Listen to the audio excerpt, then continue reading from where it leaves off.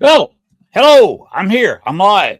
Hey, hello to everybody on YouTube, Facebook, X, and wherever else you're watching this. All the ships at sea, all the countries overseas. Hello. If you're watching on tape, hello. If you're watching it in the future, 2 or 3 weeks from now, call me with some lottery numbers, please. I need a new pair of shoes, and I'm siding my house. Dudes, I need cash. Okay? And hello, Lamaris. Okay, how you doing? Watching on YouTube. Hope everybody's watching on YouTube, Facebook. If you're watching on YouTube, please like, share, subscribe. I'm assuming if you're watching on Facebook, you're either a friend of All Access Network TV or you're a friend of mine. But want to send me a friend request. If we're not friends, you're watching All Access Network TV's Facebook page, send me a friend request. All right. And like I said, like, share, and subscribe if you're on YouTube. If you're on X, whatever that platform. Anyway, I got a special announcement to make tonight, and we will be making it in just a second. Let's go ahead and get the New Orleans Paranormal Society a little bit out of the way. Somebody, Gwen, Sean, post the first bit. No, well, here's not that. The picture. There we go. That's what we want. New Orleans Paranormal Society. They do tours in New Orleans, otherwise known as NOLA. And they do put you inside a haunted house, do put a piece of paranormal equipment in your hand, and they put you in a genuine haunted location and will give you a ghost experience. They don't point to the house and say it's haunted. They take you in to build it and say, here's a ghost. Talk to it. Well, go ahead and put the other one up. Here is their address.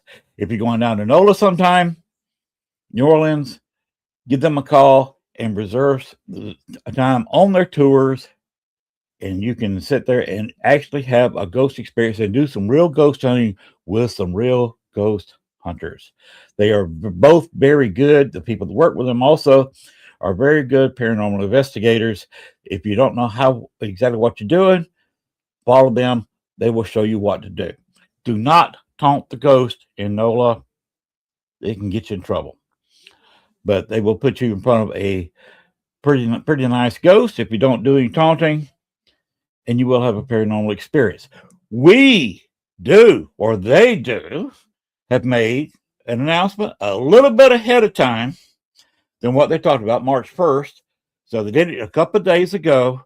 They announced it on Facebook, and in honor of their new guest, I made a new Hello Blaine. I made a video in honor of their new special guest. Special announcement. First time this video has been seen. Roll the vampire video.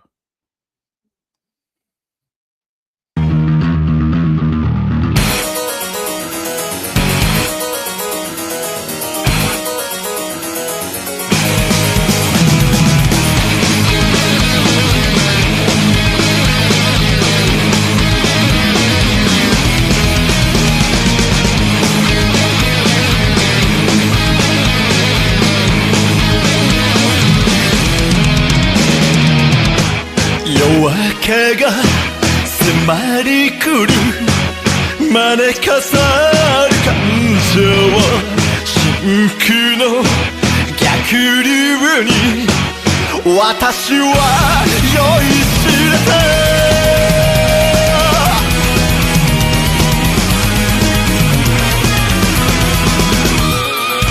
心臓から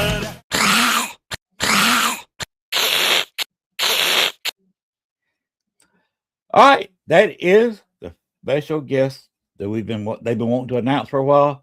Father Sebastian will be at the New Orleans Paracon starting July 31st, August 1st and 2nd. Be there, be square. You saw the advertisement there for the VIP package. Get your packages now. NewOrleansParacon.com. Let's go ahead and roll the John Zappas video, New Orleans Paracon. Let's go ahead and roll that.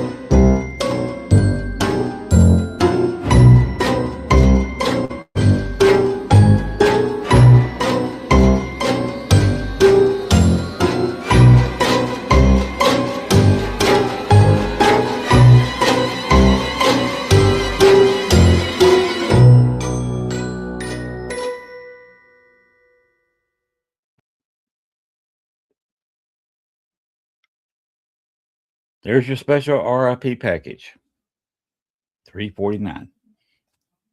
Go to NewOrleansParacon.com. Get your package today. And now we'll finally go ahead and play the intro, and then we'll bring out our special guest.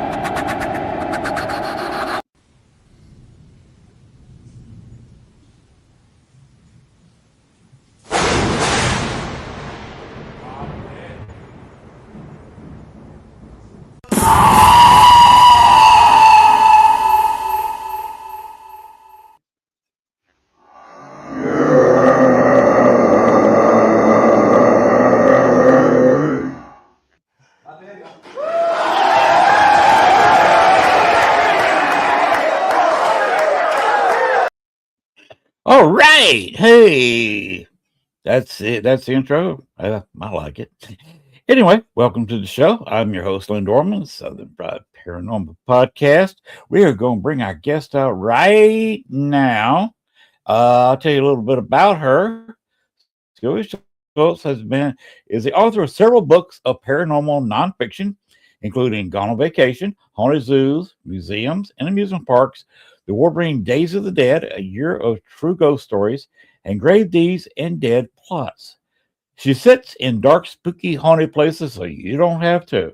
Hey, I want to sit in dark, spooky places. I'm in a dark, spooky place now. She has spent the last 25 years working at a public library, slowly smuggling out enough words in her pockets week after week to build a book of her own. She lives a short 10-minute motorcycle ride away from the haunted asylum that features in so many of her books.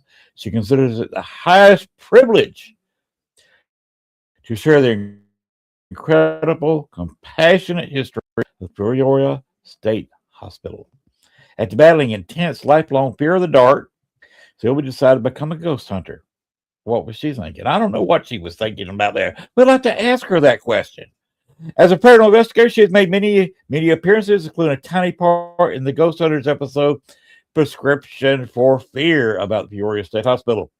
She's a writer, narrator, director, and producer of the True Ghost Story podcast, Lights Out, Sylvia Shults, available on any podcast platform and on YouTube. Sylvia loves hearing from her readers, especially when they have spooky stories of their own to share with her. She can be found at www.sylviashults.wordpress.com and on Facebook at the pages for Fractured Spirits, Lights Out, and Ghost of the Illinois River. So here is our guest tonight, Sylvia Shults. Bring her on out. Good evening. How are you? I am absolutely fantastic. Glad to be here. I'm glad that you are here. This is the first time we've actually talked face to face.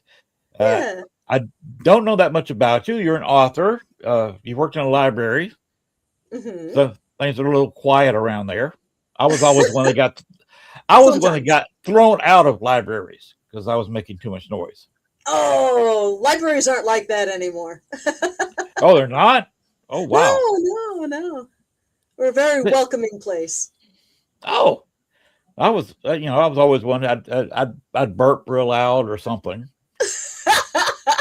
and it asked me to leave. Usually with a Oh, security guard with a gun. I don't know. oh So I've had interesting experience in libraries. Uh, Tell us all a little bit about yourself, like we don't know anything. Like I'm hearing this for the first time. We no. may have some Okay. listeners hearing about you for the first time. Well, I have been a paranormal investigator for over 10 years now. Gosh, no, over 15 years now. Time flies. Time flies Uh, and having fun. I noticed in your introduction there, you were showing all those wonderful haunted Chicago locations. I Yes. grew up in the Chicago area, so I absolutely grew up with all those wonderful Chicago ghost stories of Resurrection Mary and Bachelor's Grove Cemetery and the ghostly monks of St. James the Sag. And I have always adored true ghost stories. I love the history behind it too. That's what really appeals to me is learning the history because that's why we have the stories. So, yeah, that's why we ended up with all these marvelous stories is these people's lived experiences. That's why I've always said in my 25 years of doing this that if you're going to be in the paranormal, you got to be a history fan. Oh yeah, And you saw some of absolutely. the. By the way, I lived in Chicago for 14 years. Okay. I've lived in Arkansas now for 10, and so I'm lucky. I've investigated in Florida, Georgia, Illinois, Indiana, now Nice. Arkansas, and New Orleans. Oh wow. Yes, and you saw that I am helping. Well, I talked him into it. The New Orleans Paracon. That looks like it's going to be a blast. It's going to be. They have two great people, Chris and Jen Talley. They're friends of the show. She has her own podcast. Uh-huh. He's the driving force behind it. She is the face of the whole project. They're both very good paranormal investigators. So you saw some of the talent they're going to have there. Yeah, wow. And two of the new people they're going to have, they're going into the horror genre a little bit. Mhm. So it should be interesting. Yeah, yeah. Now, one question I've got for you. You have got a long list of books I do. that you've written. Where can people find these books? Well, they are all, of course, available on Amazon, but Jeff Bezos doesn't need any more of our money. So when people ask me that question, I like to point them to a website called bookshop.org. The neat thing about ordering books, my books or any other books on bookshop.org, is that when you make a purchase through them, part of your purchase price actually goes into a fund which gets divvied up every month between independent bookstores. Oh, So it's a wow. wonderful way to support indie bookstores even if you don't have one in your area. Cool. Yeah. Cool. How many books have you written now? I kind of lost Uh, count there. well, the most recent one, Gone on Vacation, Endless Summer, is the 11th book of nonfiction that I've written. Number 11. Yep. Uh, Without giving away too much, what is the overall theme of that book? Oh, it's haunted places where you would go on vacation. The first book Oh, in what has turned out to be a series, it started off being haunted zoos, museums, and amusement parks. So I was at a convention and talking with somebody, a friend of mine, and she mentioned that she had used to work at Brookfield Zoo in Chicago and we're near Chicago, and that the zoo was haunted. And I thought to myself, what a wonderful idea to write a book about haunted zoos. And then I thought, well, let's expand it a little more. Let's do haunted zoos, museums, and amusement parks. Why not? why not? And I had so much fun writing that book that I decided to write a second book. Okay, that's there you go, Christy. Honeymooner's Guide, right? Um, that's not exactly what happened. What happened was that I was doing podcast interviews in support of Gone on Vacation. And I got onto a podcast with a lovely English lady, and she was talking about a haunted historic village in the Black Country in England. And I thought, oh my gosh, how could I have overlooked haunted historic villages? So by the end of that conversation, I realized that I had to do a second book. So for Gone on Vacation Endless Summer, I found not one, not two, but 3 haunted botanical gardens. Oh, wow. Yeah. And they're all 3 haunted for different reasons. It's wonderful. Wow. Did you cover the Lincoln Park Zoo? I most certainly did. That's in the first volume. That's in Gone on Vacation. That is a haunted place. Oh, yeah. I had, but when I was living in Chicago, I had the pleasure of investigating. I talked with the city and talked them into an overnight investigation there. Sweet.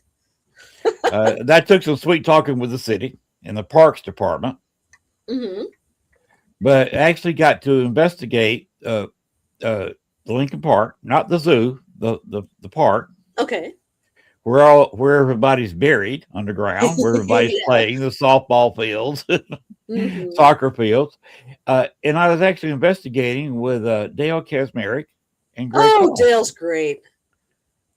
Yeah, you know Greg too, Greg Koss. I sure do. Yeah, I know Greg. Yeah, the 2 of them were together back, and they investigated with me. Uh-huh. And Amelia Cotter actually came by. Oh, Amelia Cotter! I love Amelia. So we were investigating Lincoln Park all night. That was such a treat! Oh my gosh, that was a lot of fun. Yeah. Oh, that's marvelous. Dale went straight to the suicide bridge. Oh yeah. And he actually got some voices and some intelligent answers. Nice. On the suicide bridge. Oh, amazing.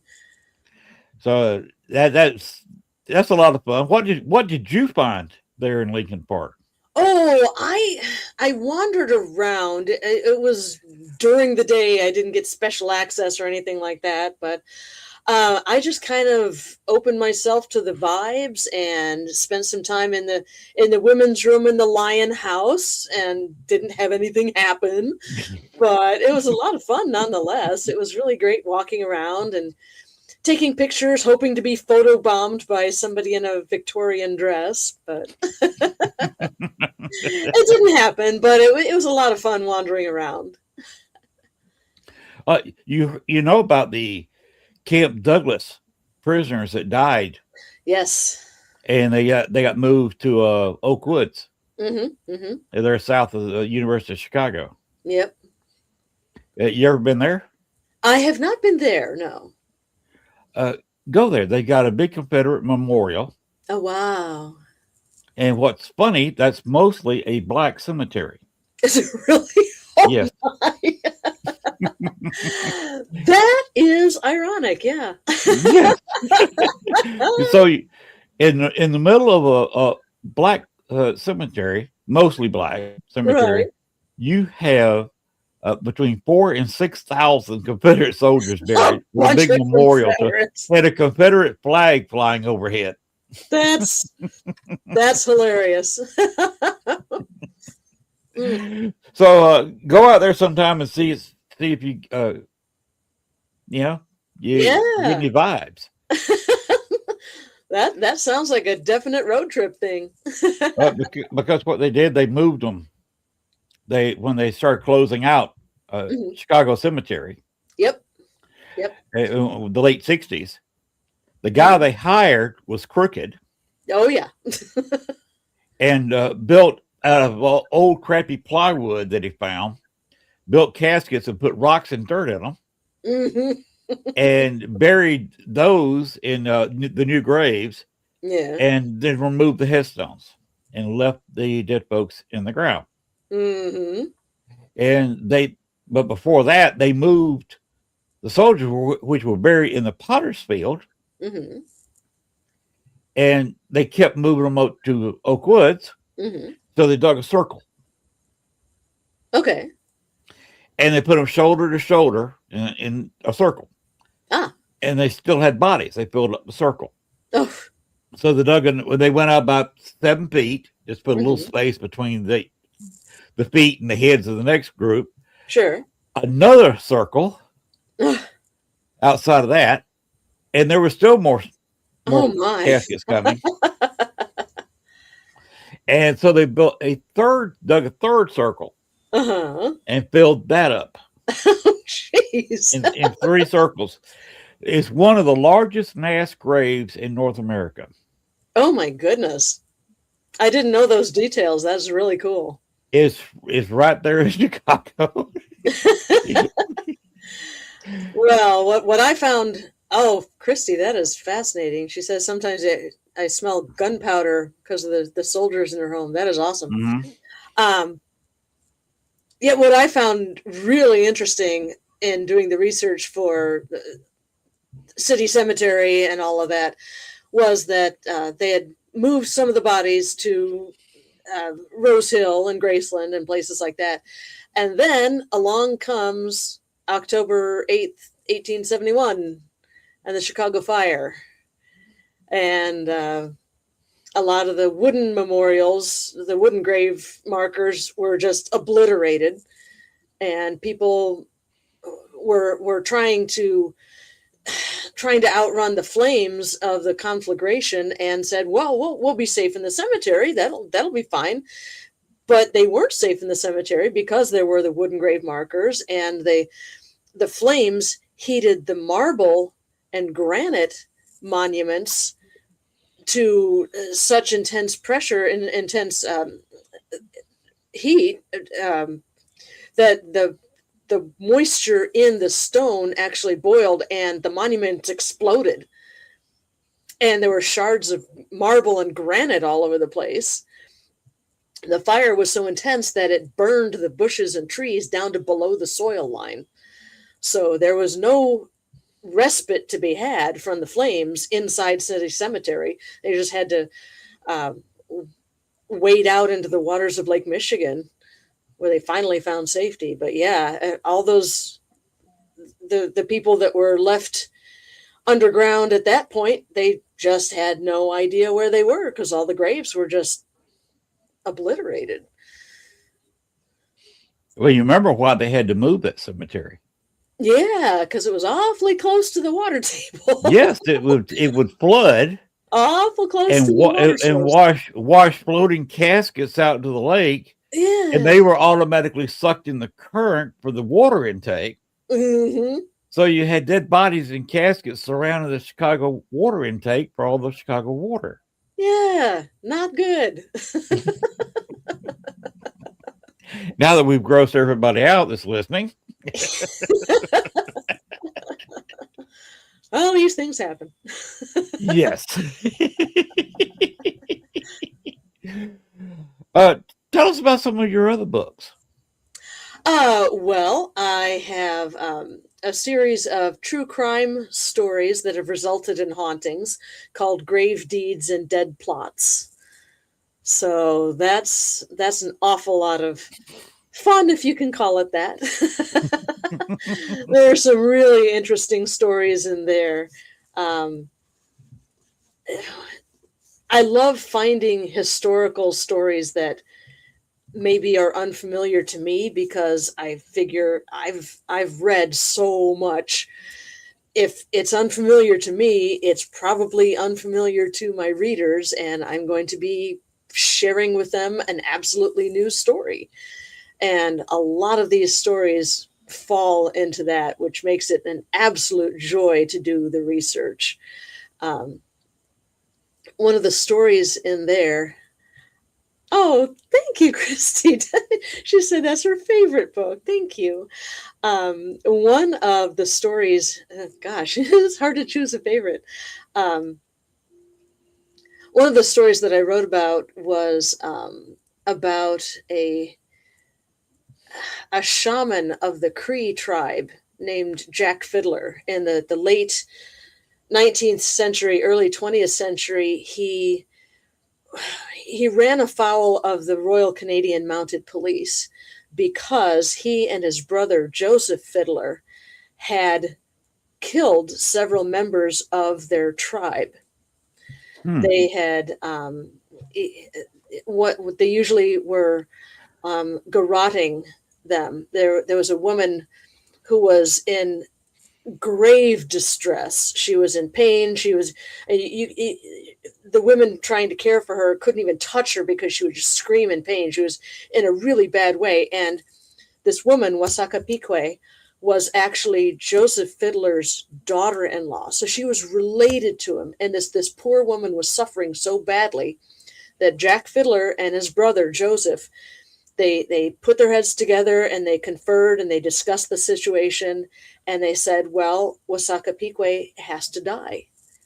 So they had a couple of her cousins hold her arms down, and they put a linen cord around her neck, and they tightened it and strangled her to death. Wow. And the reason they did this was because Wasaka Pique felt that she had become possessed by a Wendigo. Really? Yes. All of these people that Jack Fiddler killed, at least 14 and possibly as many as 30, all felt that they had been possessed by a Wendigo spirit. A Wendigo is the cannibalistic spirit of the North Woods. This happened in northern Ontario.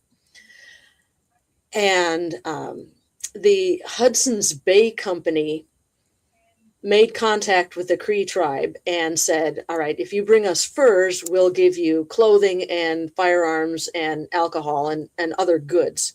So the Cree started hunting the game to scarcity levels. And the Hudson's Bay Company knew about this, but they were like, well, we're getting our furs. It doesn't really matter. But part of the tribal lore was that during the summertime, the living's easy, it's fine. But during the wintertime, the Wendigo spirit comes out. And the Wendigo is, it's a spirit of cannibalism. The more it eats, the hungrier it gets. And the Wendigo mostly appears as this tall, massive, emaciated figure with no lips and no fingers, because it gets so hungry that it starts eating itself, and it starts with its lips and its fingers. And it's a good hunter by day, but it's an amazing hunter by night. You do not want to be outside at night when a Wendigo is around. And the worst thing about the Wendigo is that it is a human being that has committed the atrocity of cannibalism. So if you are in a survival situation and you're out of game and you have no other recourse except to start eating human flesh, you can turn Wendigo. Mm-hmm. So the theory was, with the tribe, nobody wanted a Wendigo running around the village. Of course not. Right. So the choice is, for Jack Fiddler and Joseph, for the shaman of the tribe, the choice is, do you kill the person when it's still human, when he or she is still human and fairly easy to kill? Or do you wait until the person turns Wendigo and is much, much, much harder to kill? And a lot of the people that felt that they had been possessed by a Wendigo didn't even want to be cured. They're like, yeah, the cure is possible. It's really, really hard. And they were like, why bother? The stigma is going to follow me for the rest of my life. So, yeah, sometimes they came and requested euthanasia rather than turn Wendigo. Oh, wow. But the Royal Canadian Mounted Police got wind of this and arrested Jack and Joseph Fiddler and took them to be tried. And in, hey, Greg, I think it was in 1907, Jack Fiddler and Joseph Fiddler were being held, waiting for their trial. And Jack decided, he was an elderly man by this time, he decided he didn't want to wait around for the trial. So he left the fort and wandered out into the woods and found a tree and tied one end of his scarf to the tree and hanged himself. His brother Joseph did go to trial. He was found guilty. And while he was waiting for his execution, the village said, well, he's an old man too. Let him come home. Let him die among his people. And the authorities finally granted that request the day after Joseph died of tuberculosis. Wow. Yeah. So was Jack Fiddler guilty of murder? Absolutely he was. He killed at least 14 and possibly as many 30 people. Oh, wow. But the thing is that it was a cultural thing. And by arresting and executing the shamans of the tribe, the Hudson's Bay Company and the Royal Canadian Mounted Police left the tribe vulnerable to this supernatural attack. So, very sad, complicated story. Greg, you will be a guest on my show probably in the next month, okay? Oh, there you go, Greg. And besides, Greg, ladies first. Oh. I'm from Georgia. I'm a Southern gentleman.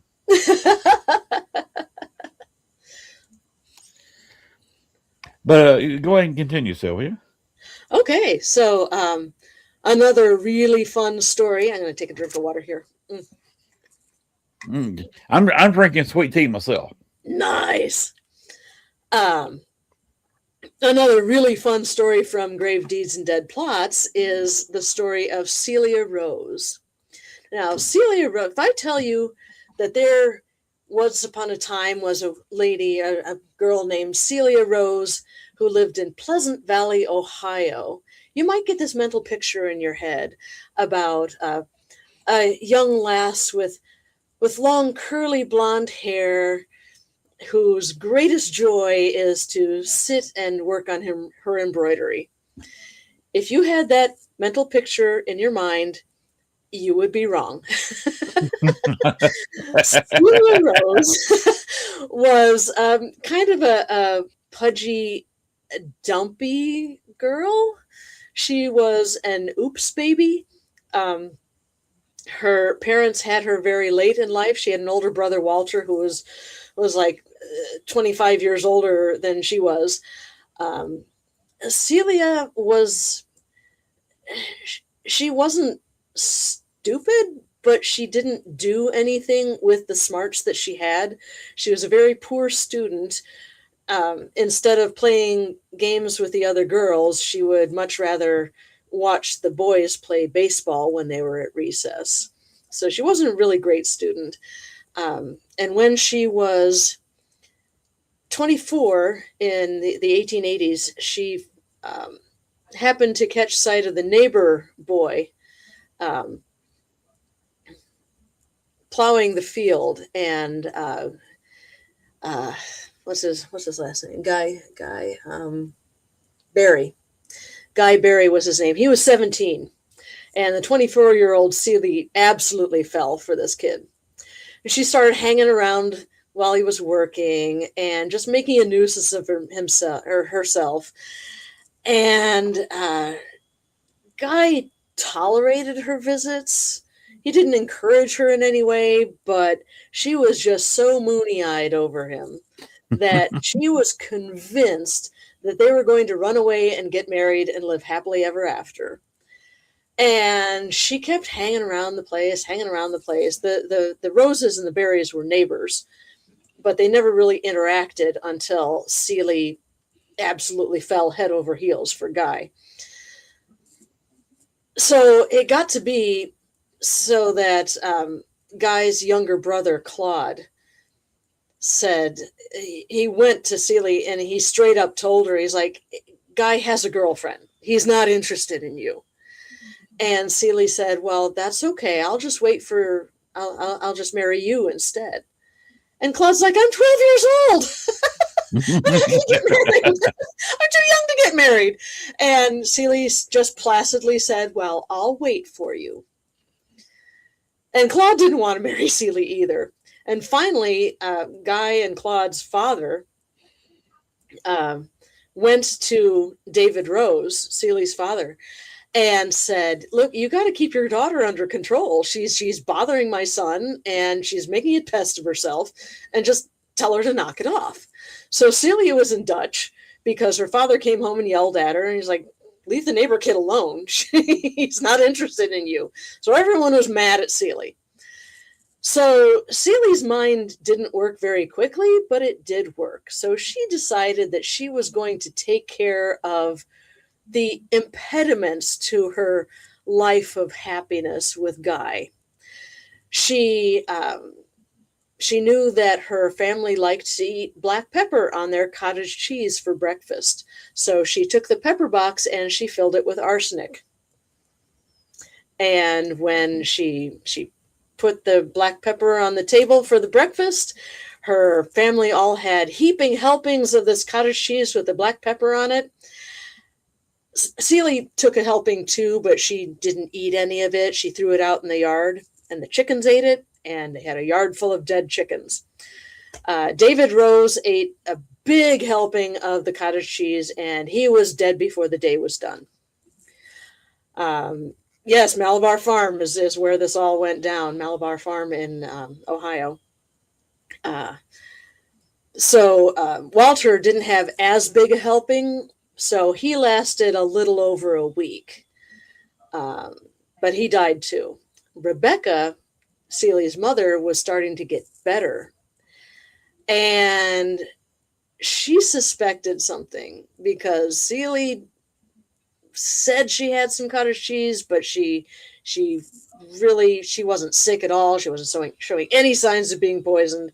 So Rebecca's like, what's really going on here? So she confronted Celie, and she's like, how could you do this horrible thing? And Celie just kind of hung her head, and her silence was all the answer Rebecca needed. So Rebecca said, we're going to have to move. You've poisoned 2/3 of your family here, and word's going to get out, and we're going to have to move. And of course, moving meant moving away from Guy. And Celie couldn't have that, so she retrieved the pepper box from under the dock plant in the garden. And the next morning, she fixed a bowl of bread and milk for Rebecca. And Rebecca ate it and ate all the arsenic too. And she was also dead by the time the sun went down that day. Celie was later arrested for the crime of poisoning her entire family. The prosecutor, Augustus Burroughs, wanted to make sure that Celie actually had committed this crime. He was like, well, she probably did, but let's make sure about this. So he sent one of her school friends to the jail to sit and engage Celie in conversation and try to get a confession out of her. So Teresa spun this completely fictional tale about, oh, there's this guy I like, and oh, he's got hair the color of sun-kissed wheat and eyes of the deepest blue, and I like him so much, but our parents don't want us to get married. Whatever shall I do? And Celie just looked at her friend and said, kill them all. That's what I did. Mm-hmm. So there was her confession. Oh, wow. Yeah. She was tried 3 different times. Each count of murder was a separate trial. She was found not guilty by reason of insanity. She was declared a ward of the state. She was sent to... Oh, wow. Christy says, I've communicated with Celia, and she's not remorseful at all. It doesn't surprise me. I would love to go to Malabar Farm and do an investigation there. That would be amazing. So she she was committed to an asylum, and when the Lima, not sure how to pronounce that, the new asylum for the criminally insane was built, she was moved there, and she died there in 1934, I believe. So she is buried on the grounds of the asylum, and she is said to haunt the asylum, and she is also said to haunt Malabar Farm. The house where she lived still stands. You can still go there for investigations. And it is said that you can see her looking out of the window on moonlit nights, and especially during the harvest season. Sightings of her are really common. So perhaps she's simply looking out the window, waiting for another glimpse of Guy plowing the fields with his shirt off. Greg is, I think he's a little bit jealous because you were on my show before you were on his. Yeah, Greg, you will be on in a few weeks. But Lima is in Ohio. All you got to do is send a message and she'll be on your show, won't you? Of course. Oh, definitely. Yeah, she would be in prison now. Yes. Greg asked, well, where is Lima? Lima, however you pronounce it. Well, it's in Ohio. I don't know what part of Ohio.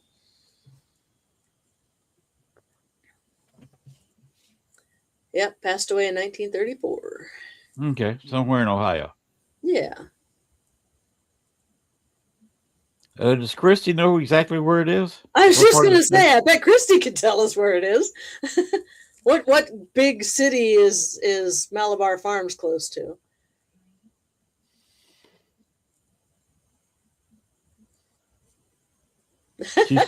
She's too busy laughing.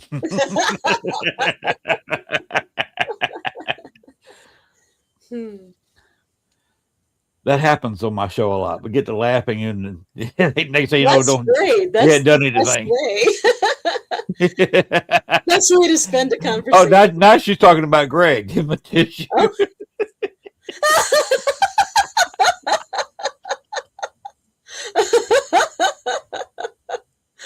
Oh, poor Greg. Greg's a great guy. I kid him a lot. Yeah. He's a friend. He's a really overall nice guy. Oh, Greg's a great guy.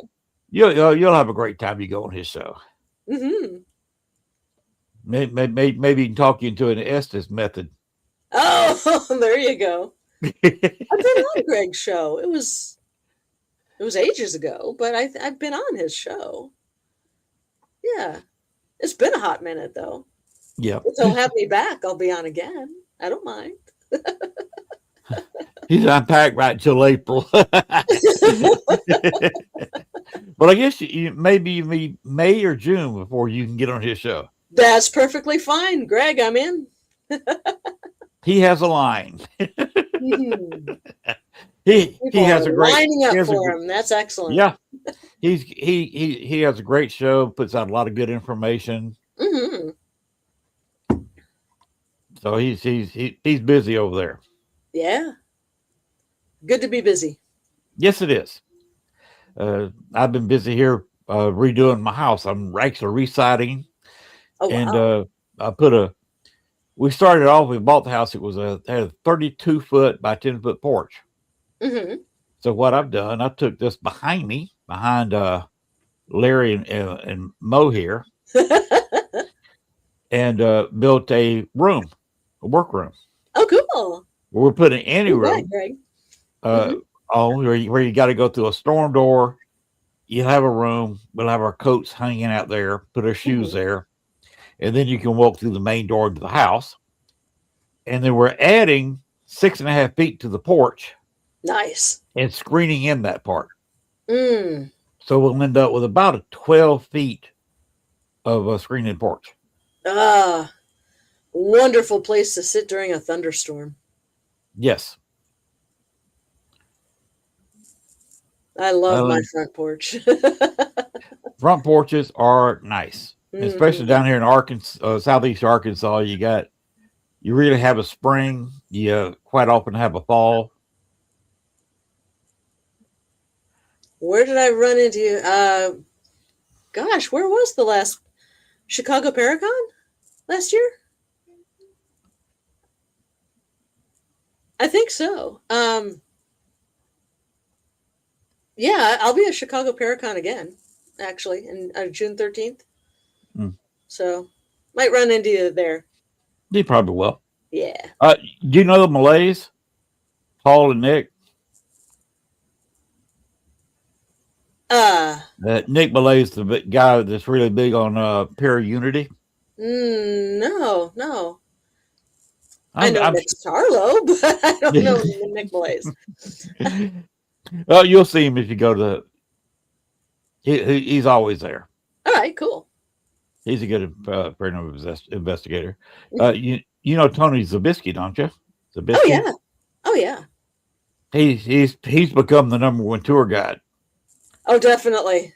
He is just full of wonderful information. Oh yes. He's the one who helped me a lot with Chicago, with Lincoln Park Zoo, actually.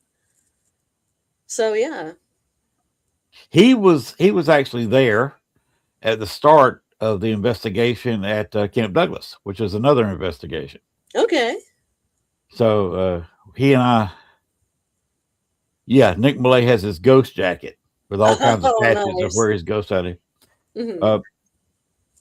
Tony and I have investigated several places together, including the what is that jail that Dillinger escaped from using the bar soap? Crown Point. Mm-hmm. We investigated Crown Point there. I'm going there in April. Very cool. Yeah, looking forward to it. I've never been. We ran into a smell. Oh yeah. There's no smoking allowed in the building. Uh-huh. But we got, both of us started smelling a sweet tobacco. Oh. And I said, that smells like pipe tobacco, not cigar. Right. There's a difference. Oh, there is, yes. And there was a tour coming through, and they came up and started smelling something. I said, smell this. What do you smell? It just smells like sweet pipe tobacco. Mm-hmm. And there was nobody smoking in the group. Nobody had, of course, you don't have cologne, let's scent. Right. So it was really strong for about 30 minutes. Oh, wow. So keep your nose open. I shall. I'll pass that along. So you might get something there. It's cool. That's a fun place to be. Right on. Tony and I investigated that. That was investigating with Tony. We did 2 or 3 different places together. Always had a good time. Tony's a great guy. Uh-huh. We actually had a nice long conversation after the anniversary of the John Dillinger shooting. Mm-hmm. He was actually on the show. He was going home after a tour. So we talked live in his car. Oh, nice. About John Dillinger. The miles fly by. Yes. So he's a great guy. Greg's a great guy. I don't get Neil Gibbons. I'm not familiar with him. I don't know if he works for Tony or not. That's not a familiar name to me. That may be his boss. I'm not sure what. I forget Tony's boss's name, that actually bought out the tour group from Ursula Belsky. Oh, okay. Which used to be a rival group with Richard Crowe. Mm-hmm.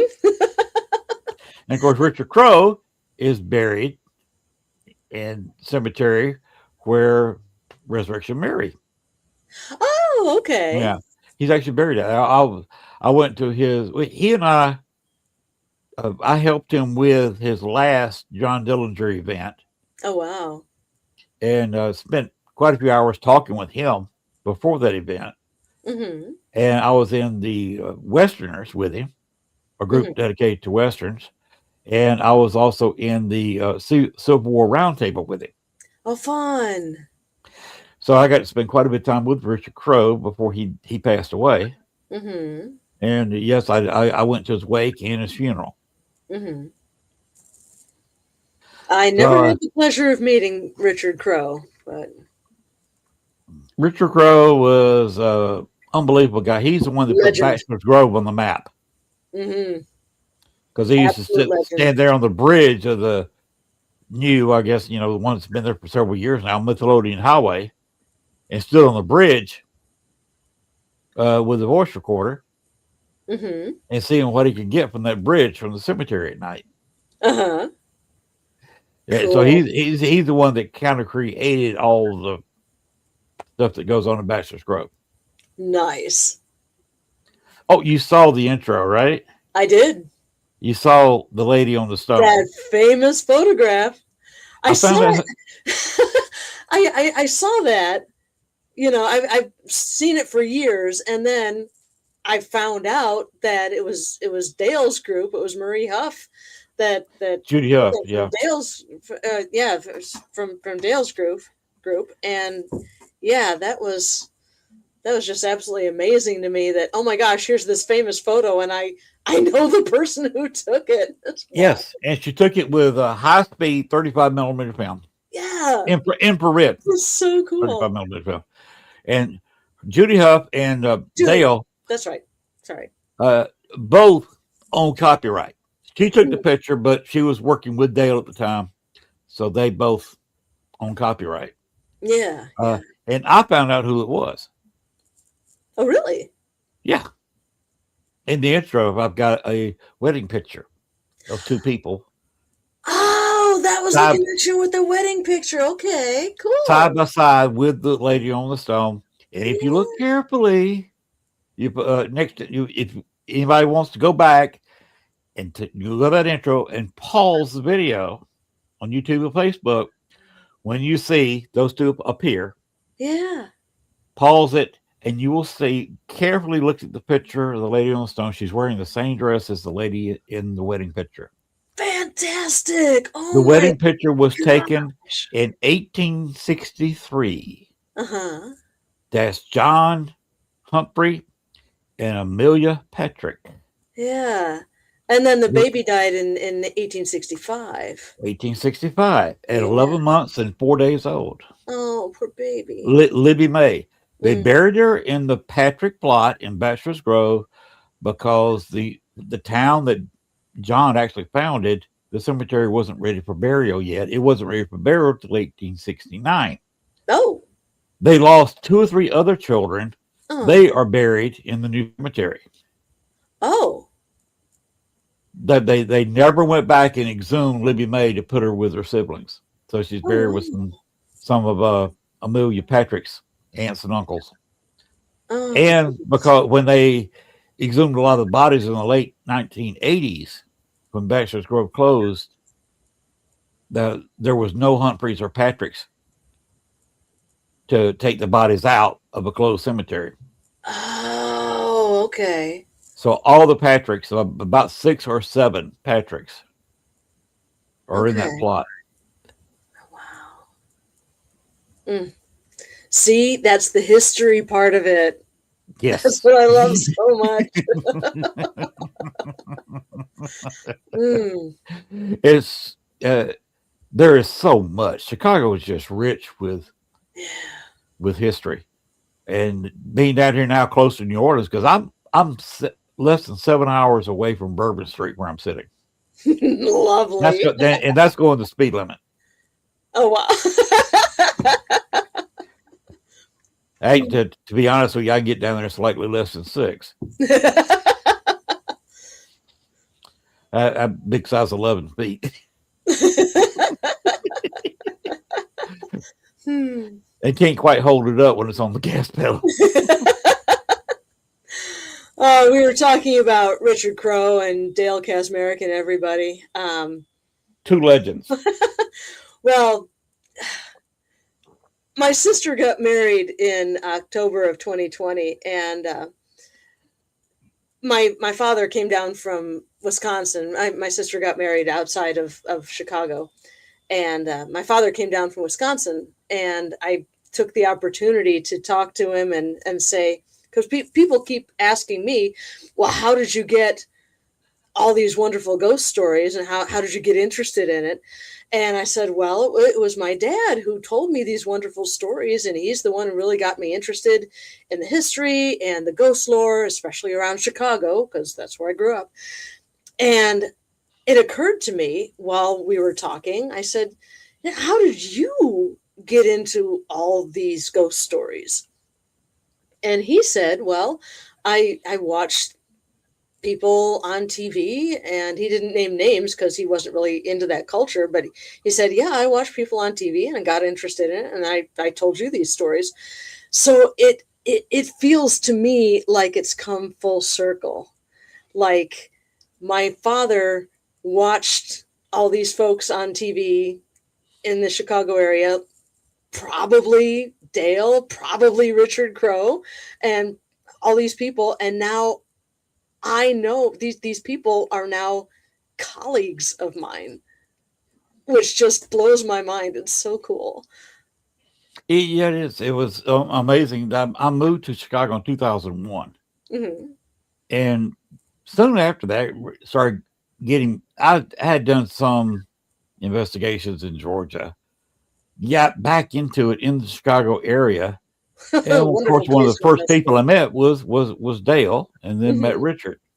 Cool. And lucky me, he get in with a couple of legends, and met Greg, a legend in his own right. Mm-hmm. So the lucky bloody me. Absolutely. So it was amazing that I fell into that, and I got lucky. You kind of create your own luck. Oh yeah. And maybe I created my own luck, and the rest is history. There you go.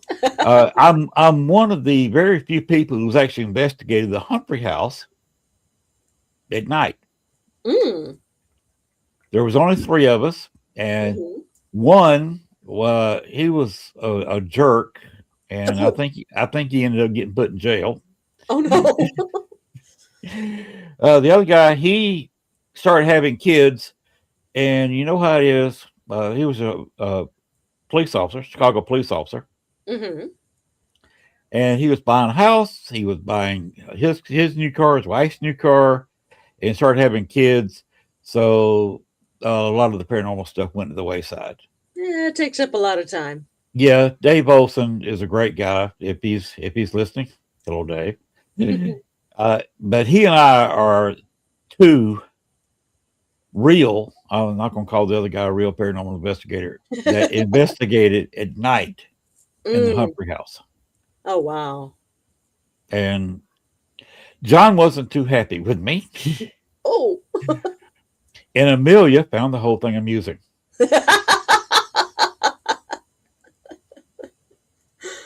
Sounds right. Well, for a trigger object, I was wearing his beaver skin hat for about 2 hours. Oh my!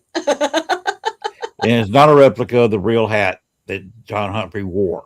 And I wore it for about 2 hours. And John did not appreciate that. Oh no! But see, the story happens.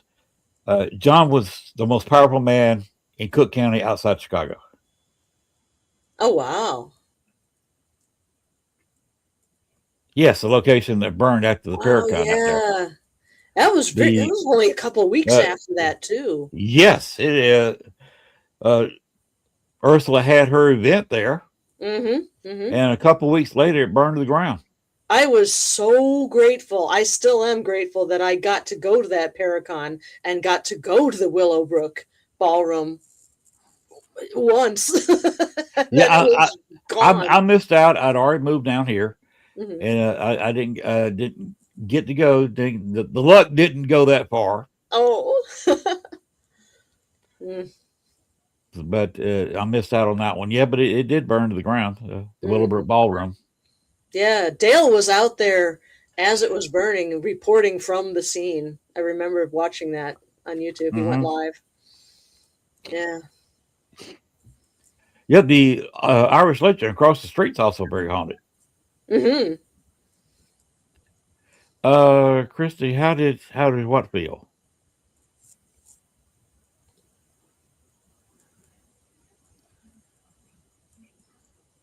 to have John mad at you, maybe.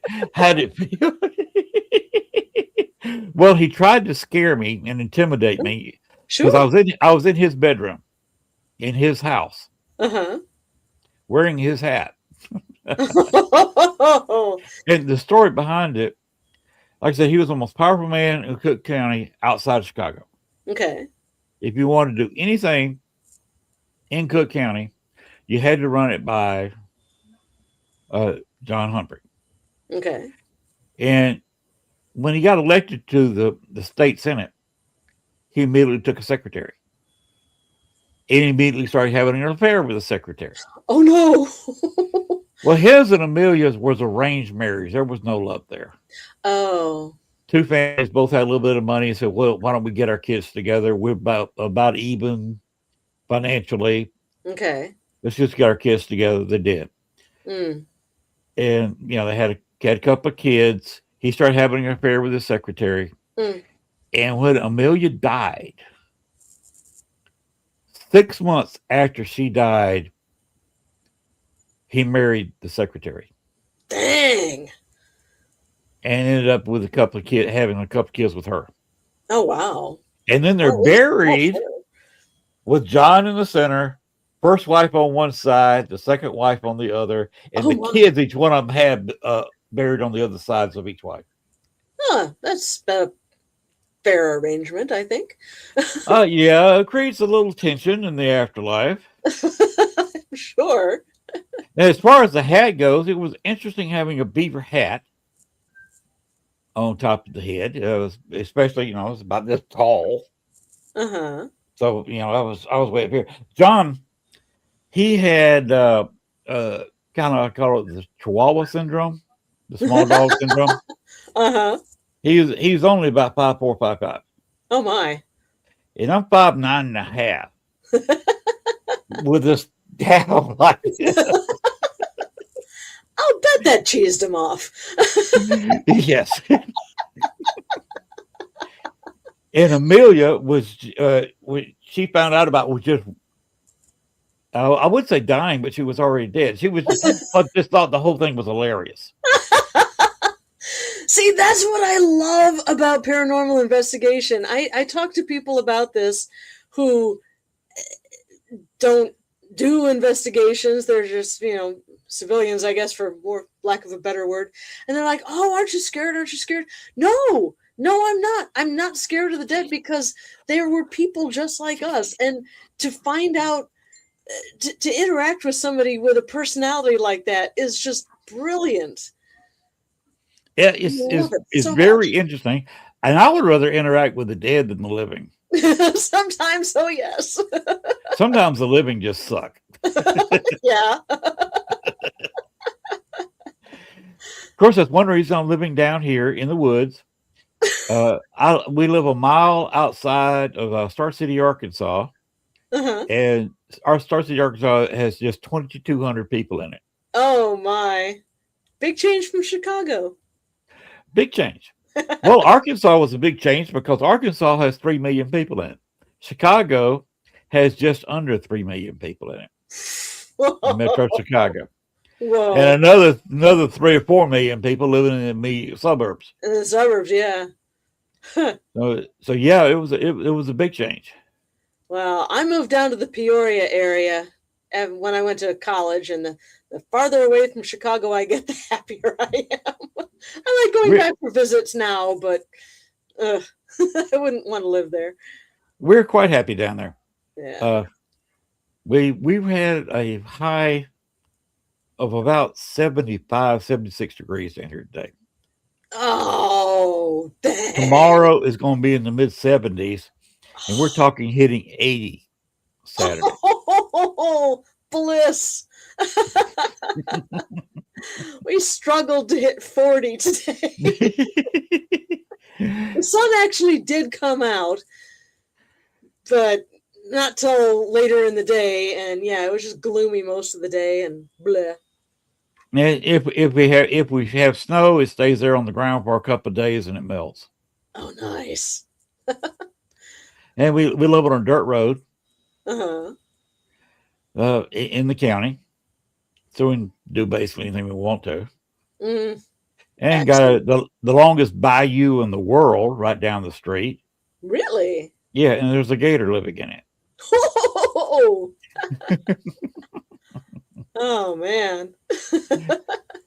So yeah, and they had a fishing lake, which is Cane Creek Lake, is Hmm. right down the street from us. Hmm. And if I want to, all I gotta do is go either get a rod and reel and do some bobber fishing, or just get a Hmm. cane pole with some lines attached to it. I Nice. could get up from where I am, grab my fishing gear if I had any, Hmm. and I could be drowning worms in 5 minutes. Oh wow. Nice. Yeah, We're I think almost we're late supposed to front get up to 65 tomorrow. That's what 65. I've heard, which is nice. Yeah, I'll take we may be entering an early spring. They're talking about down here that they see no cold weather in the forecast.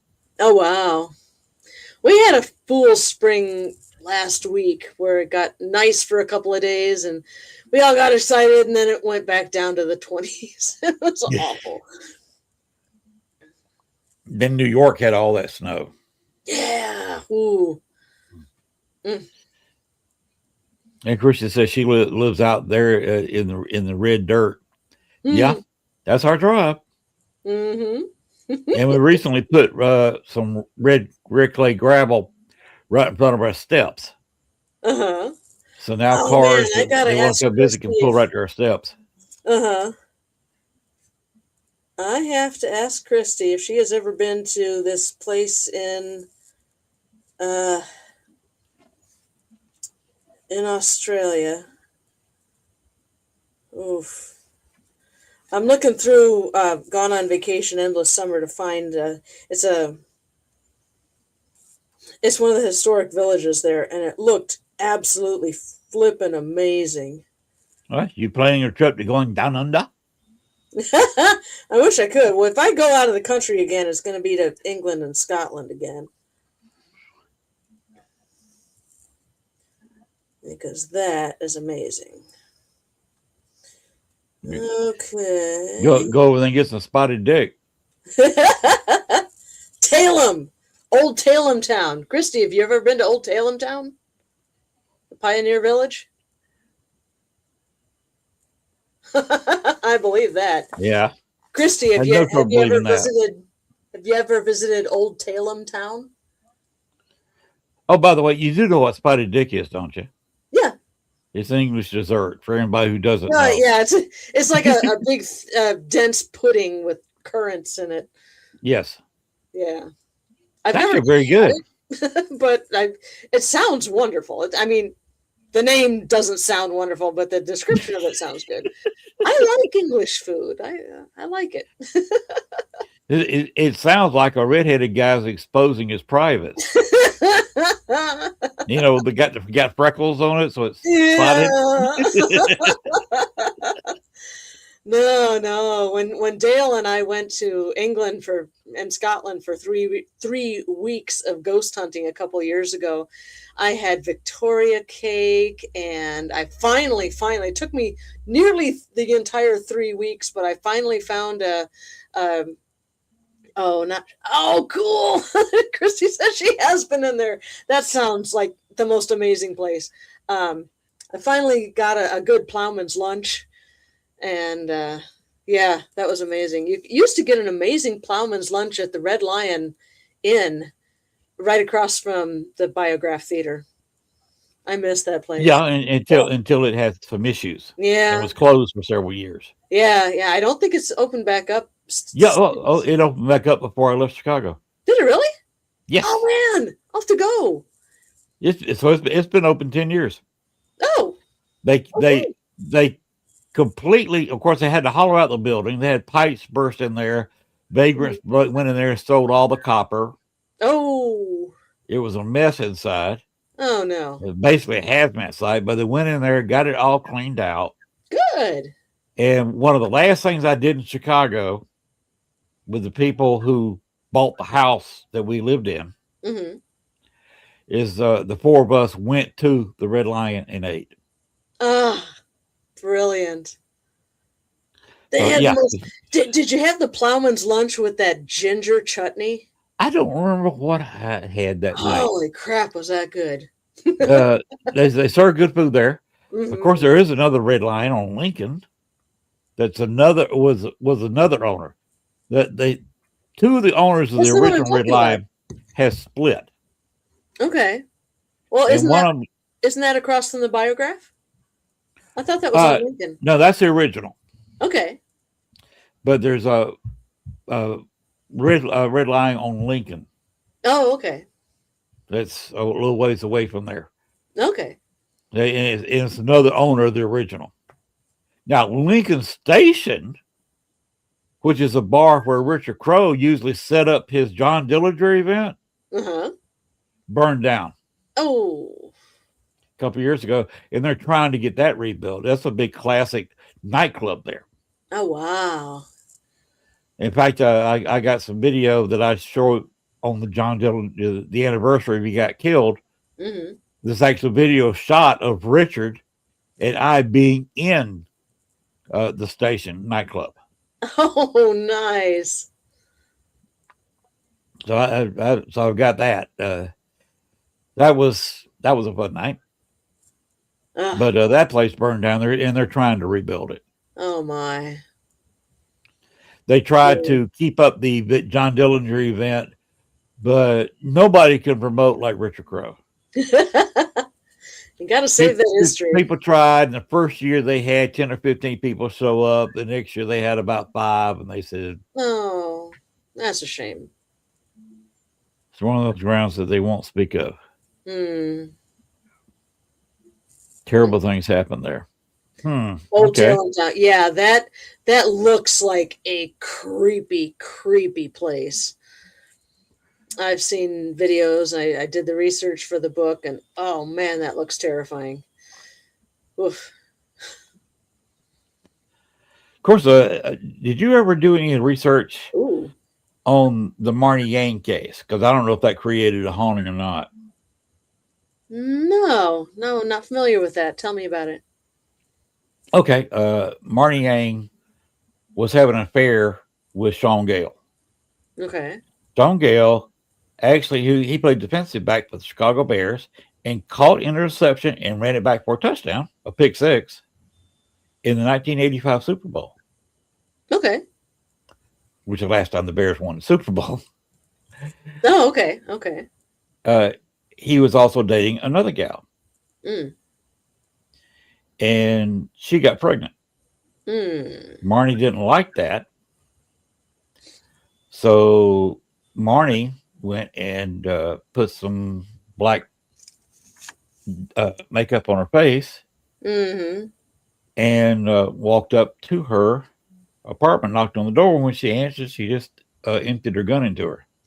Oh no! Intentionally shooting her in the belly twice to make sure the fetus was killed. Oh my! And they were trying to figure out who did it.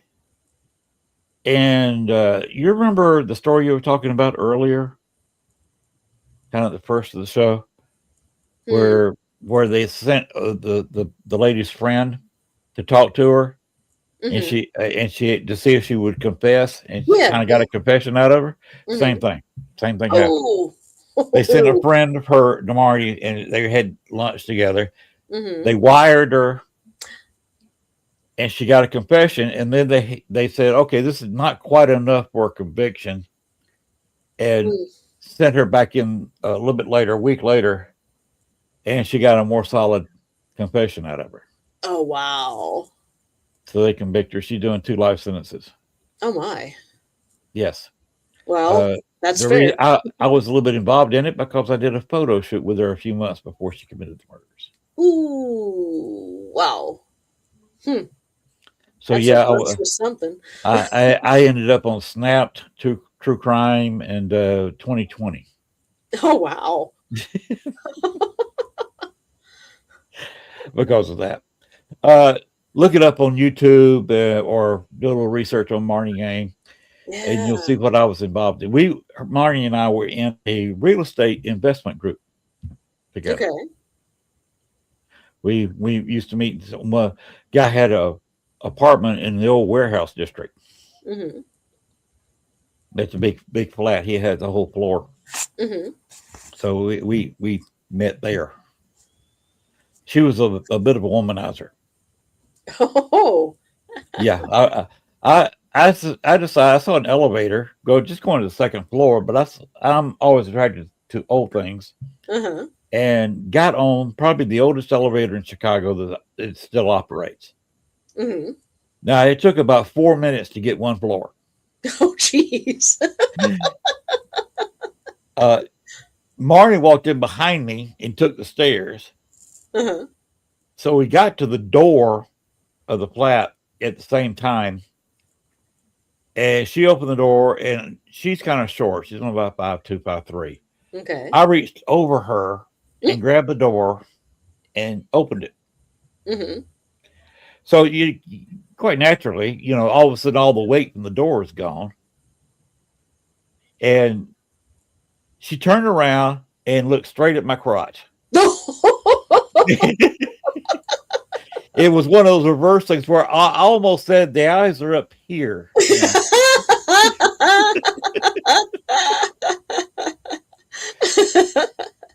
So we got to talking inside. Of course, we were talking about real estate and da da da. Uh-huh. And I told her that I shot athletic models, and she used to be a Budweiser girl. Oh, okay. So, and before she got in that mess, it's a crazy situation. Do some research at it. It's interesting information, and I imagine the person that she killed may haunt that apartment. I would not want to live there. Yeah, because no. she shot her inside the place, and she hit the floor in the kitchen, and she shot her while she hit her knees first. She shot her again, and then shot her again in the floor. She had a homemade silencer, so a gun jammed a couple of times. They actually had a couple of unshot bullets on the floor. Oh, jeez. And they never found the weapon because she got a bucket from Lowe's or Home Depot, I forget which. Yeah. And she put the gun in the bucket, filled it full of concrete, and then threw it in a pond or lake somewhere. Wow, that was good thinking. Yeah. The bad thing is she got a necklace or a bracelet. Yeah.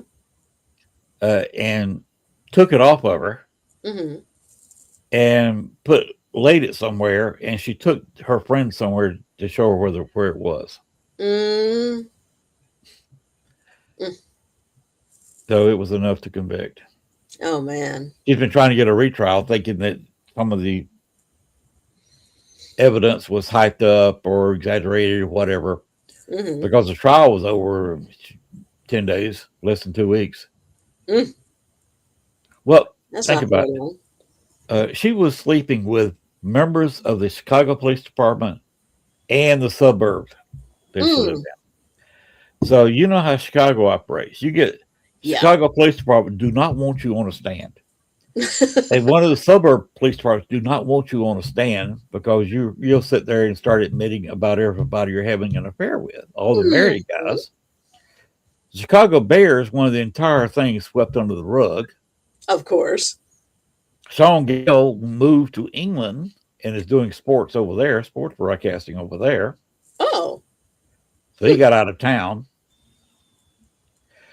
So when you get the Bears and 2 police departments wanting you convicted, and then it's swept under the rug and forgotten about, that's what happens. Exactly. Because this is Chicago we're talking about. Yeah. Wow. Yeah, Christy, they always boast, and that was her thing. She boasted to a friend. Yeah, you get cocky. It happened over and over. And I was involved in that. Wow. Hey, so I wouldn't call that a brush with greatness. A brush with something. They paid me quite well for the use of the video and the pictures that I took. Oh, good. Hey, I was also on Vengeance which is a show like Snap that CNN headline news did for a while. Okay. Vengeance. I was already living down here, and they said, "Why don't you meet our crew?" Jupiter Productions was doing it for them for CNN. So Jupiter called me and said, "Why don't we just meet in Memphis?" Okay. So we stayed at the Drake in Memphis. Nice.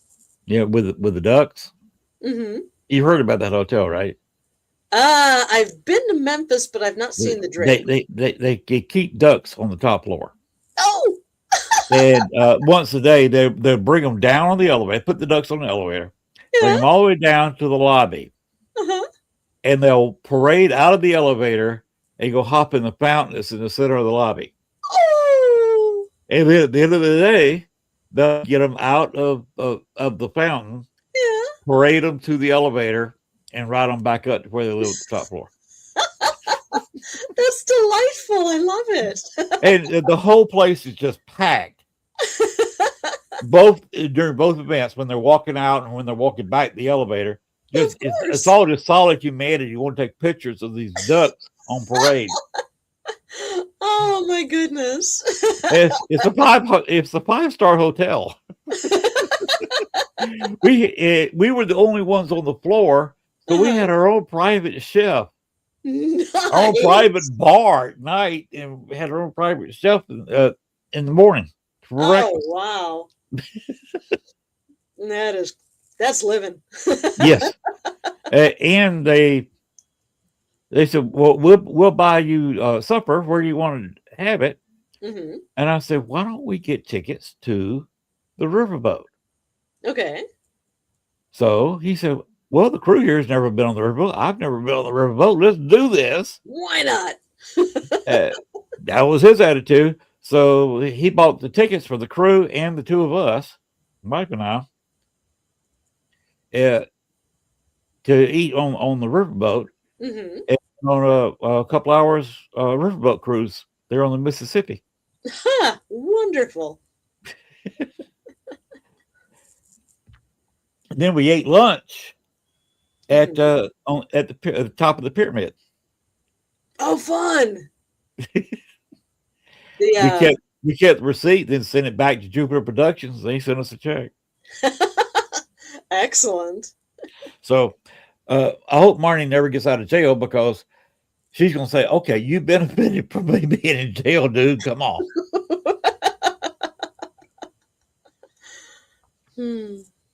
But that whole thing was a crazy situation.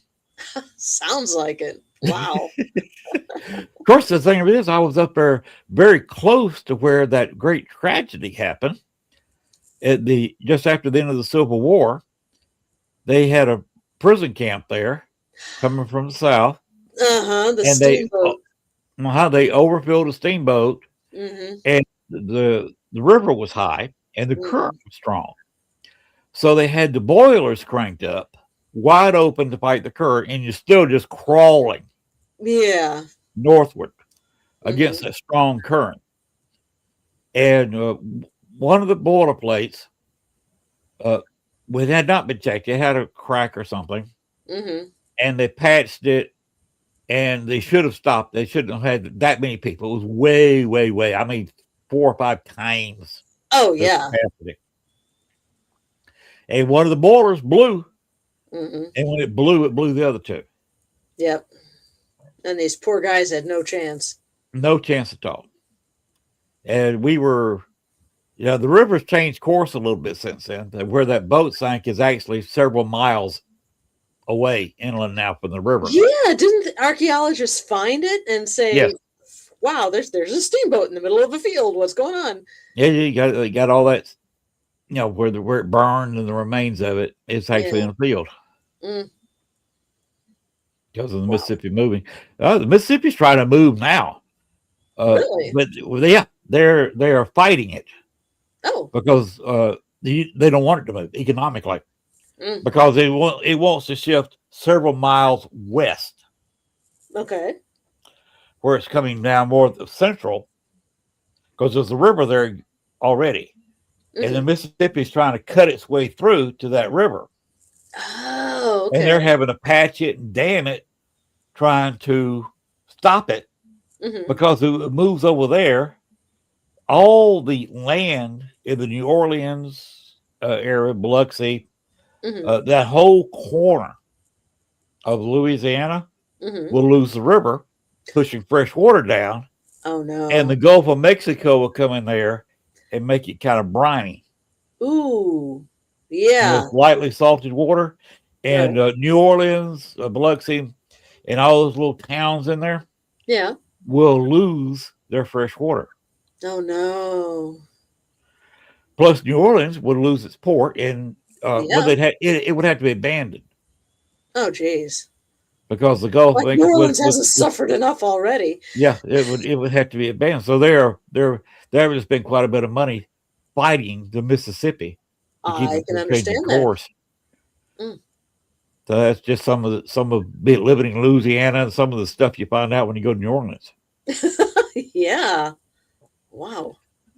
So that's this is another crazy city down here. Of course, you've had white people down here since early 1600s. Mm-hmm. You know, the French came down, wanted to claim it all. But Right. you had Native Americans living here for thousands of years before Oh, that, of course. Yeah. and so many of white people that moved in there. Nice location if you want to, rule the Mississippi, Mm. and that's what they put New Orleans there for. Yeah. Because I can see that. where the French Quarter is, which used to be the old Spanish Quarter, by the way, the French Quarter burned down. Oh, I didn't know that. Yes. So what they call the French Quarter, it was actually the Spanish Quarter. Ah. It did not burn down, Okay. but they called it the French Quarter. Huh. Today I learned. So that's one of the little quirks you learn about New Orleans. If you like to study history, start studying New Orleans history. It's absolutely amazing. You got the big battle there, of course, in 1814. Andrew Jackson. You got Sean Lafitte, which, Mm-hmm. according to rumor and legend, told the British the best way to attack New Orleans and talked them into it. Oh. And then left them with, okay, we're planning this. They planned it with them. They started to work on getting it done. And he goes running straight to the Americans and tells the Americans what the British are doing, how they're attacking, and when. Oh, double agent. And it joins in and starts shooting British during the attack. Whoa. So there's a couple places that claim where John Lafitte actually met with the Americans, including Lafitte's blacksmith shop bar. Okay. Which fights with this bar, New England being one of the continuously owned bars in the world. Oh, wow. That's and Sean wants to go down there so we can get a purple drink. Oh, heck yeah. That sounds amazing. The drink it's pronounced drank, D-R-A-N-K. That's what it's pronounced. You go in there, purple drink, they'll look at you. What are you talking about? I want a purple drink. Okay, now we can help you. Basically, it's a great icy that's about 3/4 rum. Oh, that sounds wonderful. I'm in. And they've got a fireball that you can actually put in there that's actually more rum in solid form. You drink about 2 of those with those fireballs in there, and you're done. When I went to Memphis last year, we were on Beale Street and for several hours, and we found a wonderful. Well, the 3 people I was with had been there before, so they introduced me to an amazing slushy bar, and I had a chocolate slushy, and it was very boozy and very wonderful. You would probably love the purple drink. I think so. So look up John Lafitte's Blacksmith Shop Bar, and they heavily advertise the purple drink. Okay, purple drink. Yes. Letriana, Gwen, and I are going to go there. My wife, who does not drink, has already agreed to herd cats back to the hotel. Because you get me, Gwen, and Litriana, and Litriana's husband all drunk on purple drink. Somebody's got to herd the cats back to the hotel. And my wife has volunteered for that. Brave woman. Well, she's a former power lifter.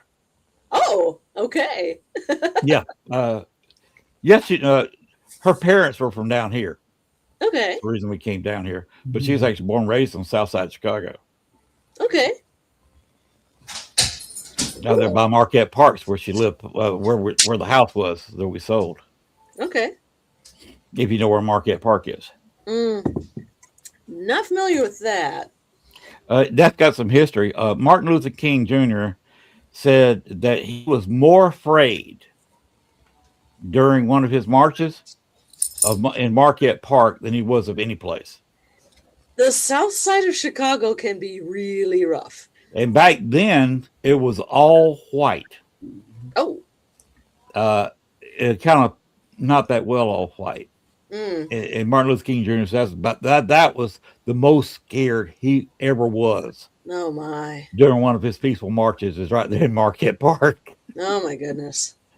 It's mostly Latino now. Okay. You got a mixture. You got blacks, some whites. You got some Bohemians. There was a Bohemian restaurant right around the corner from us. It was Latinos that bought Gail's house up there. Okay.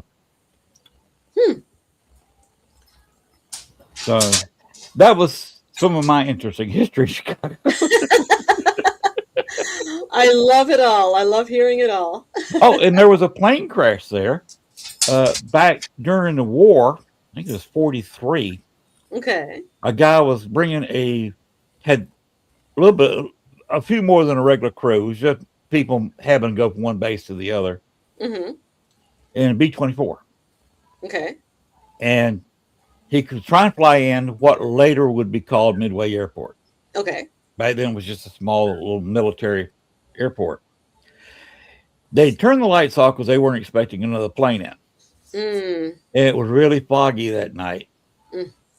And he came in a couple of times and just couldn't find it. Yeah. And finally came in really low, trying to find the place. And there was a tower there that stored natural gas. And the plane hit the tower of natural gas. So you can imagine what happened. Oof. There was little bitty pieces of a B-24 scattered all over the place. Oh my goodness. That was interesting. We actually investigated there and got some responses. Okay, one guy identified himself as one of the crew members. We had the list of crew members in our hand, and one of them said he actually named the name that was on the list. Oh wow!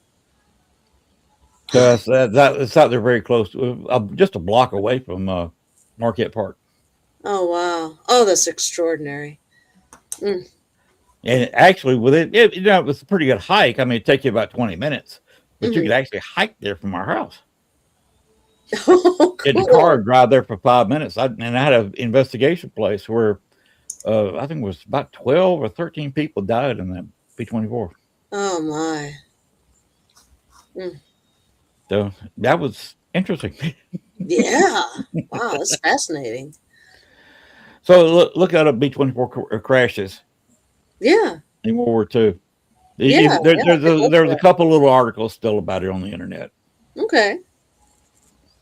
So that was some more. Oh, and by the way, the Camp Douglas event, I had George Levy there. Oh, okay. You've heard of him? Yeah, I've heard of him. Yeah. Yeah, he wrote To Die in Chicago. Yeah. The definitive story of Camp Douglas. Broke it down by commander of what happened there. And he actually showed up to my event. That is so cool. With his slide projector. And did a slideshow. Neat. That he normally did to promote his book. Right. Right there on site. He said he never did a slideshow outside and never even dreamed of doing a slideshow on his book, To Die in Chicago, actually on the Camp Douglas site. Oh, wow. That is so cool.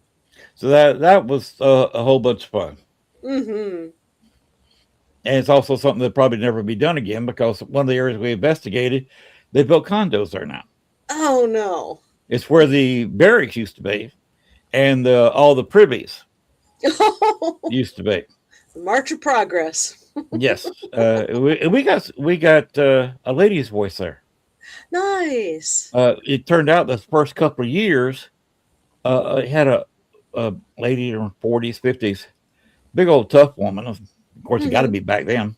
Mm-hmm. We are talking about the mid 1860s. Yeah. Run a Sutter store. Ah.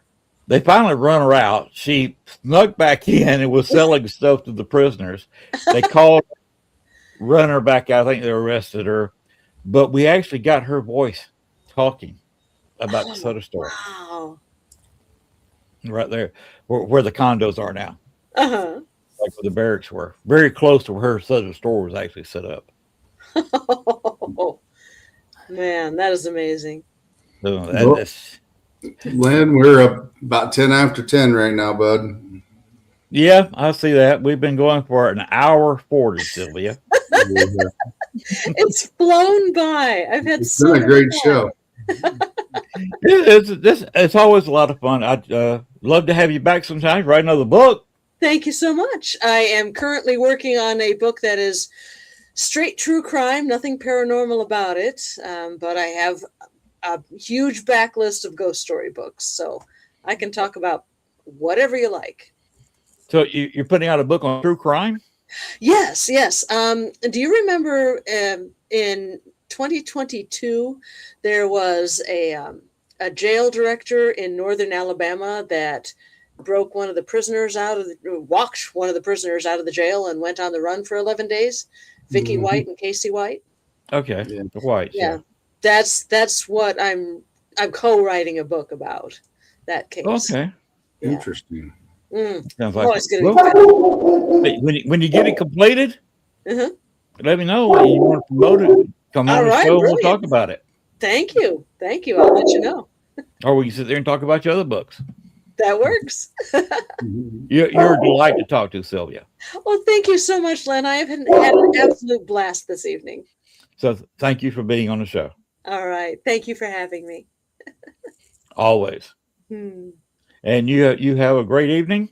You do the same. Now, Sean, do you want to hang around and talk with Sylvia for a little bit? Or are you ready to go to bed or something? You're muted, Sean.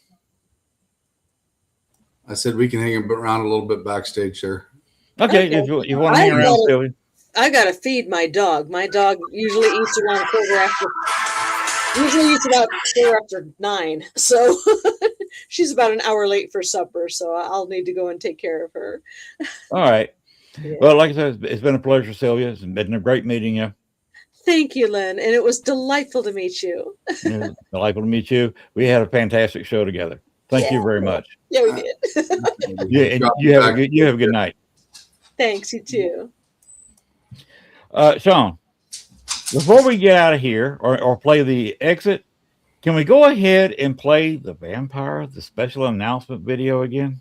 Let me see here. What we got here? Was that under the will be new announcement one? The one with the bat. Alrighty, here we go.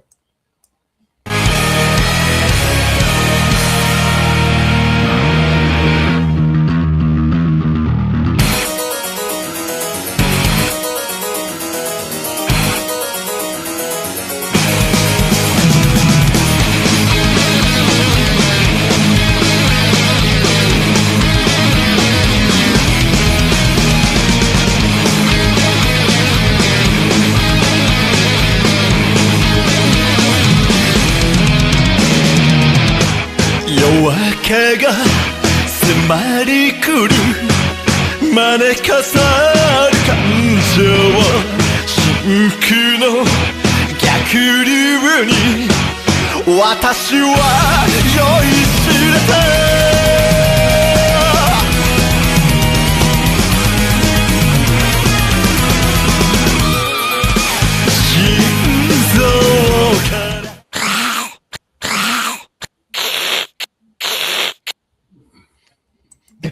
Pretty cool video.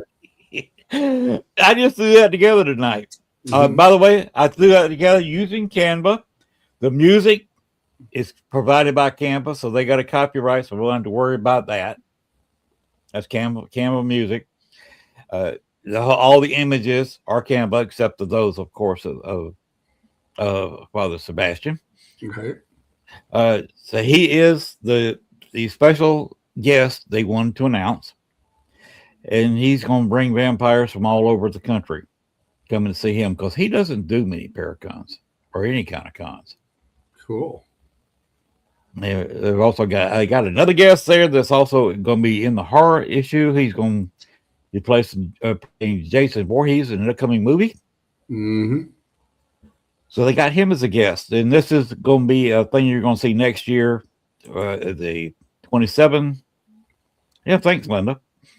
At the 27 New Orleans Paracon, is they're going to go a little bit more into horror. Cool. That's definitely interesting. So it's going to be interesting having Father Sebastian there because he's very good friends with Patty Negre. In fact, that's why he's coming. It's because Patty is going to be there.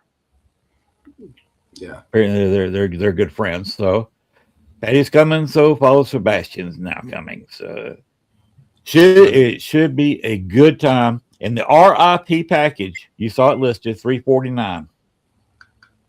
If you want to come, go ahead and get that package at NewOrleansParacon.com. And Sean, unless you got something else to say. No, I'm good to go, but everybody have a great night, and we'll see you next time. All right, and remember, the Paranormal never sleeps. Go ahead and play the purple video. All righty, here we go.